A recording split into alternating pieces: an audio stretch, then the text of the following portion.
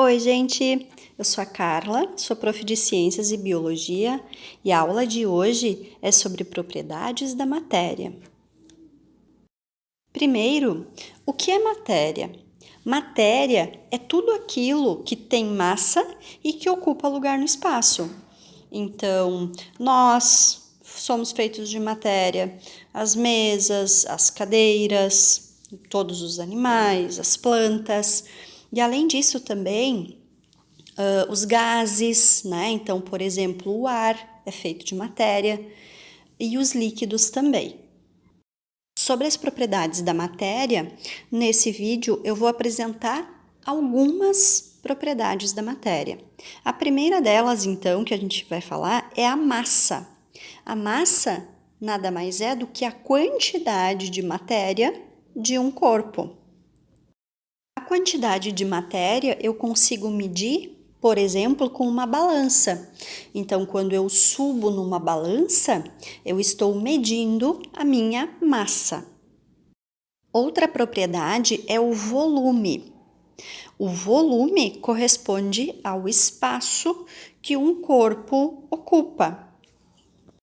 Então, se eu pensar, por exemplo, numa garrafinha com água, eu sei que numa garrafinha onde cabem 500 ml de água, eu sei que dentro daquela garrafinha a água está ocupando 500 ml. Outra propriedade é a impenetrabilidade, que é bastante famosa, porque olha só o que ela diz. Dois corpos não ocupam o mesmo lugar no espaço. A gente pode pensar, por exemplo, numa garrafa vazia, né? Quando a gente diz vazia, a gente não se dá conta que, na verdade, a garrafa vazia está cheia de ar atmosférico. Então, quando a gente coloca água dentro da garrafa, por exemplo, a gente está expulsando o ar. Logo, então, a água e ar não estão ocupando o mesmo lugar no espaço. Outra propriedade é a divisibilidade, que é o potencial que toda matéria tem de ser dividida em pedaços menores, sem que estas partes, estes pedaços, percam as suas características. Por exemplo, se eu cortar um pedaço de gelo em pedaços menores, as partes menores continuam sendo gelo. Já a compressibilidade é a possibilidade de se reduzir o volume de um corpo. Tem alguns materiais que são mais compressíveis do que outros.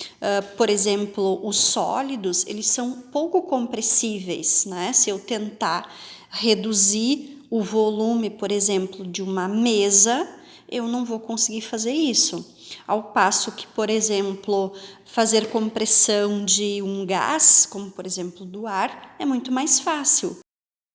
Outra propriedade é a inércia, que é a tendência de um corpo de manter o seu estado em movimento ou em repouso. Por exemplo, uma mesa. A mesa, em geral, ela está em repouso e essa é a tendência dela. Ela vai permanecer em repouso, a não ser que uma pessoa, que alguém chegue, por exemplo, e empurre essa mesa, ou seja, faça uma determinada força para mudar essa tendência de se manter. A elasticidade é outra propriedade, que é a propriedade de poder retornar ao volume inicial depois que uma força de compressão cessar. Então, por exemplo, se eu pegar uma roupa, né, e tentar esticar ela, se ela voltar a seu volume, ao seu estado inicial, a gente diz que ela é bastante elástica. Se isso não acontecer, né, se ela ficar, se permanecer esticada, daí a gente diz que o material é pouco elástico. Outra propriedade é a densidade, que nada mais é do que a relação entre massa e volume.